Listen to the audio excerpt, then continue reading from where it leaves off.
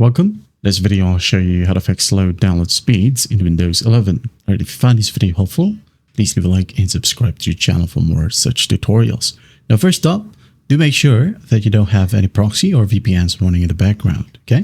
Go ahead and close them, and once done, go to the taskbar right here and just right click on any application right here that you don't necessarily need. Okay, for example, Epic Games right here, it could be that Epic Games is downloading some stuffs or updates. You can go and click on exit right here. For example, you have Google Drive, OneDrive, quit it, and some other stuffs. Now, once that's done, go ahead and go to your start menu, right click on it and click on settings. And in here, go ahead and go to network. Okay. Now, if you're currently connected to Wi-Fi, you can click on Wi-Fi and then show available networks. Now in here, just go and select from one of your networks, and if it says metered connection, make sure that it's turned off, okay? Metered connection, turn it off. And after that, you can go ahead and check if it helps. If that still won't work, go ahead and go to your search bar and type down control panel, okay? Click on it.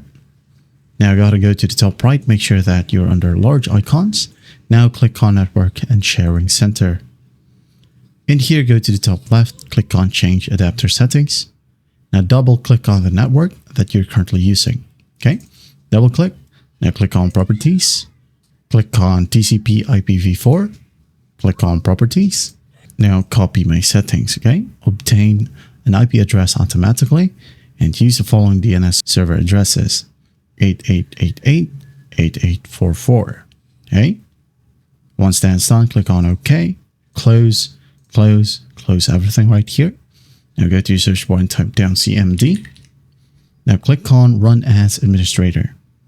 Once that's done, go ahead and type down ipconfig space /flush DNS. Okay, once that's done, hit on Enter.